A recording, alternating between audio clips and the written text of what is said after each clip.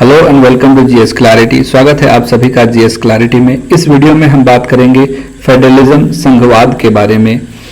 क्या होता है संघवाद, क्या इसके जरूरी फीचर्स हैं और इसके फायदे क्या हैं, और किस तरह से इंडिया का पूरा पॉलिटिकल सिस्टम, राजनीतिक प्रक्रिया जो है फेडरल सिस्टम है। समझते हैं कि फेडरलिज्म क्या है।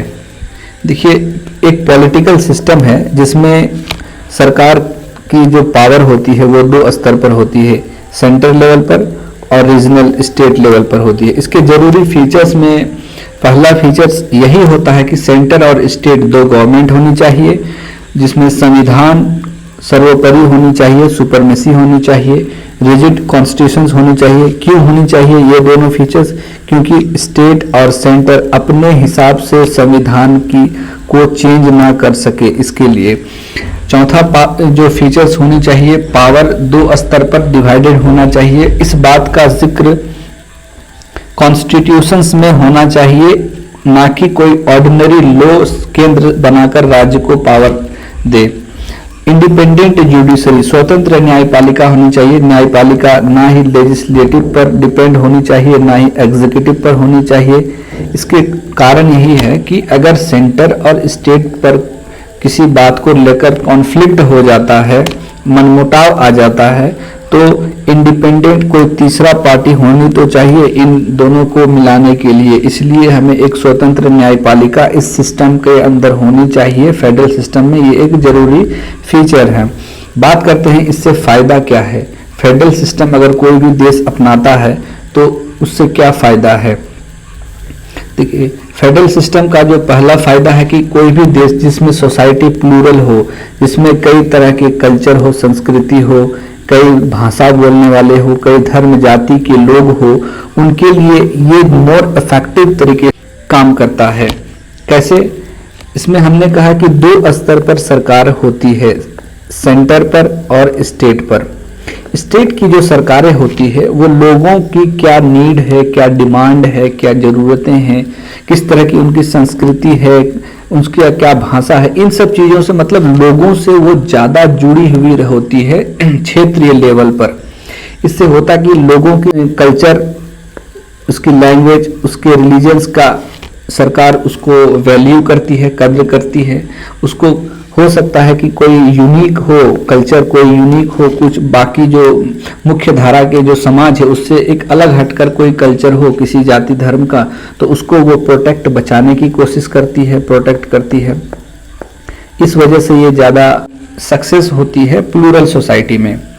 दूसरा है कि मोर डेमोक्रेटिक होती है और लोगों के करीब होती है। लोगों के करीब कैसे होती है? क्योंकि क्षेत्र की जो रीजनल गवर्नमेंट होती है, रीजनल जिसको हम स्टेट लेवल की कहते हैं, वो लोगों से ज़्यादा करीब हो, ज़्यादा जुड़ी होती है। डेमोक्रेटिक नेचर होती है, लोगों के जो डिमांड होती है उसको सुनने का काम करती है।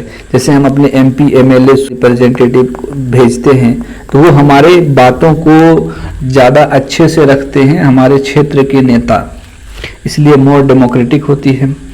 तीसरा होता है फायदा कि ये मल्टी रिस्पॉन्सिबल होती है। हम कहेंगे डबल इंजन वाली सरकार होती है, जिसमें सेंटर पर भी रिस्पॉन्सिबिलिटी हो, जिम्मेदारी हो सेंटर की भी, और स्टेट की भी जिम्मेदारी होती है कि लोगों को विकास करे। दोनों का मेन मकसद क्या होना चाहिए? डेवलपमेंट, विकास। इसलिए डबल पावर से काम करती है।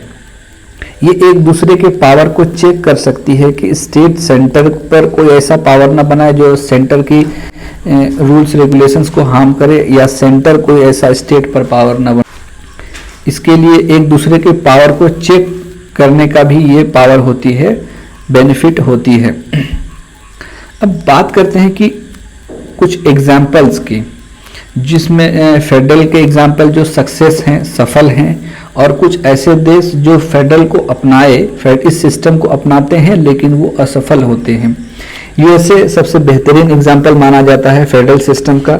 USA में 50 स्टेट हैं और वो एक साथ फेडरल बनाकर एक कॉमन लैंड को, जिसको हम कहते हैं, एक देश को शेयर करते हैं। वहीं USSR 1989 तक कहा जा सकता है कि वो फेडरल सिस्टम को रिप्रेजेंट कर रहा था। इसके बाद वो 15 देशों में टूट गया। पाकिस्तान की बात करें तो 1970 तक फेडरल सिस्टम को अपना रहा था, इसके बाद वो बांग्लादेश में टूट गया। बांग्लादेश और पाकिस्तान जो अभी प्रेजेंट में है उसमें टूट गया। क्या रीज़न थे, क्या कारण थे इनके टूटने के, उसको समझते हैं। देखिए, यूएसएसआर और पाकिस्तान इन दोनों में पहला जो कॉमन रीज़न था कि स्टेट का जो सरकार थी, स्टेट के जो गवर्नमेंट थे, वो सेंटर की जो गवर्नमेंट स्टेट पर ज़्यादा हावी हो रहे थे। कैसे? पाकिस्तान की बात करें जो अभी प्रेजेंट में है, अभी बांग्लादेश, वो पहले पूर्वी पाकिस्तान के नाम से बांग्लादेश को जानते थे। बांग्लादेश में बांग्ला बोलने वाले बंगाली पीपल्स की संख्या ज़्यादा थी। अब पाकिस्तान वाले जो थे ये इनके कल्चर पर हावी हो रहे थे। इन सेंटर की जो नीतियाँ थी, रूल्स रेगुलेशंस थी, इनके कल्चर को इफेक्ट कर रही थी। इस वजह से इन लोगों को अपने कल्चर के हार्म, नुकसान होने का डर था।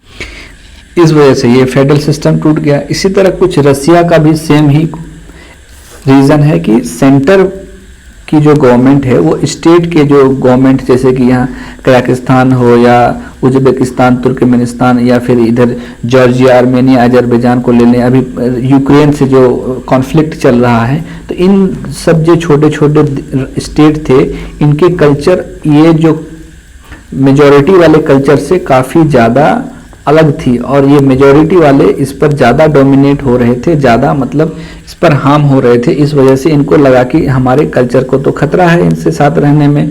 इस वजह से ये 15 देशों में यूएसएसआर 1989 को टूट गया। ये तो देखें कि फेडरलिज्म कैसे काम करता है, उसके लिए ज़रूरी फीचर्स क्या होने चाहिए। एक सबसे मोस्ट इम्पोर्टेंट होनी चाहिए कि स्टेट और सेंटर की कुछ ऐसी पॉलिसी होनी चाहिए जो एक दूसरे को कॉमन शेयर करे, एक दूसरे पर भरोसा करे, जिससे डेवलपमेंट आसानी से हो और सिस्टम को आगे बढ़ाया जा सके। अब इंडिया के रिस्पेक्ट में अगर बात करें, भारत की बात करें, तो इंडिया अपने संविधान में कहता है कि हम स्टेट के साथ यूनियन है, लेकिन वो उसका जो काम करने का तरीका है, पूरे फंक्शंस है, जो पॉलिटिकल सिस्टम हमारा जो काम, इंडिया का जो काम करता है, वो एक फेडरल तरीके से काम करता है। क्यों ऐसा किया गया, क्यों संविधान निर्माताओं ने हमारे संविधान में यूनियन को मेंशंस किया गया जबकि काम करने का तरीका फेडरल रखा, ऐसा क्यों किया गया, उसको बाद में समझते हैं। पहले इन दोनों शब्द का भाव को समझते हैं, इंटेंस क्या होता है। देखिए, फेडरल में हमने कहा कि कई सारे राज्य, कई सारे स्टेट एक एग्रीमेंट के थ्रू फेडरेशंस बनाते हैं और एक कॉमन लैंड को शेयर करते हैं और एक देश को बनाते हैं। हमने एक बात कहा, एग्रीमेंट। इसमें होता क्या है कि राज्य कभी भी अलग होने का खतरा होता है, तो इसमें किसी भी राज्य के अलग होने का खतरा ज़्यादा होता है। दूसरी बात है कि ये उन देशों के लिए ज़्यादा सफल होता है ये सिस्टम जहाँ पर लिटरेसी रेट, साक्षरता दर ज़्यादा हो, लोगों में ज़्यादा समझदारी हो, पॉलिटिकल अवेयरनेस ज़्यादा हो, तो वहाँ इस तरह के सिस्टम ज़्यादा अच्छे से काम कर पाते हैं। अब हम अपने देश की बात करें, इंडिया अपने संविधान में यूनियन को शब्द को मेंशंस किया गया। आर्टिकल 1 को अगर देखेंगे, आर्टिकल 1 उसमें क्लियरली लिखा है कि India that is Bharat shall be union of its state. Bharat अपने राज्यों का यूनियन होगा, फेडरल नहीं होगा, फेडरेशंस नहीं होगा, फेडरलिज्म्स को नहीं अपनाएगा। इसको संविधान में यूनियन शब्द का जिक्र किया गया। यूनियन में होता क्या है कि कई सारे स्टेट एक कॉमन लैंड को शेयर करते हैं, एक साथ आते हैं और एक देश बनाते हैं, लेकिन ये स्टेट एग्रीमेंट के थ्रू नहीं आते हैं। इसमें एग्रीमेंट जैसे शब्द का इस्तेमाल नहीं होता है यूनियन में। इसमें होता है कि आप आ गए, आप अगर किसी देश में, किसी देश की बाउंड्री के साथ आप रहना चाहते हैं तो रहें, लेकिन आप जाना चाहेंगे तो जा नहीं सकते हैं, यानी एक ही साथ रहना आपको पड़ेगा। संविधान में यूनियन शब्द को क्यों जोड़ा गया, फेडरल को क्यों नहीं जोड़ा गया, इसके कारण को समझते हैं। देखिए, ये आर्टिकल 1 का स्क्रीनशॉट हमने लेके रख दिया है कि इंडिया, यहाँ पे क्लियरली लिखा हुआ है कि shall be union of its state, federal शब्द का जिक्र नहीं किया गया। देखिए, इंडिया 1947 में इंडिपेंडेंस जब हमें मिलती है तो हमें एक दुख रहा, पेनफुल क्या रहा, पार्टीशंस का, विभाजन का। हमारे देश में 20 से ज़्यादा बड़ी मेजर लैंग्वेजेस बोली जाती है, कई धर्म के लोग रहते हैं, कई कल्चर को फॉलो करने वाले लोग रहते हैं। आज़ादी के समय कई सारे प्रिंसली स्टेट थे, राजा महाराजाओं वाले जो क्षेत्र थे वो इंडिया में रहना नहीं चाहते थे। ये सारी परेशानियों को देखते हुए अगर हम फेडरल को अपनाते तो राज्य को लगता कि हम एक एग्रीमेंट के थ्रू इंडिया में शामिल हुए हैं, जो हम कभी भी इंडिया से बाहर हो सकते हैं। लेकिन यूनियन में ऐसा ऑप्शन नहीं है। यूनियन तो वन वे है कि आप आ गए तो आप वन वे है, लेकिन आप जा नहीं सकते हैं। इसीलिए हमारे देश के संविधान निर्माताओं ने यूनियन शब्द को इस्तेमाल किया संविधान में, जबकि हमारा काम करने का तरीका जो है राज्य और केंद्र दोनों एक साथ मिलकर एक फेडरल जो सिस्टम जैसे फंक्शंस करता है उसी तरह से काम करता है। आज की वीडियो में हमने जाना कि यूनियन और फेडरल दोनों में क्या फर्क है, फेडरलिज्म क्या है, फेडरलिज्म इंडिया का पॉलिटी किस तरह से काम करता है, और इंडिया ने अपने संविधान में यूनियन शब्द को क्यों जोड़ा, फेडरलिज्म को क्यों नहीं जोड़ा। Thank you for discussion.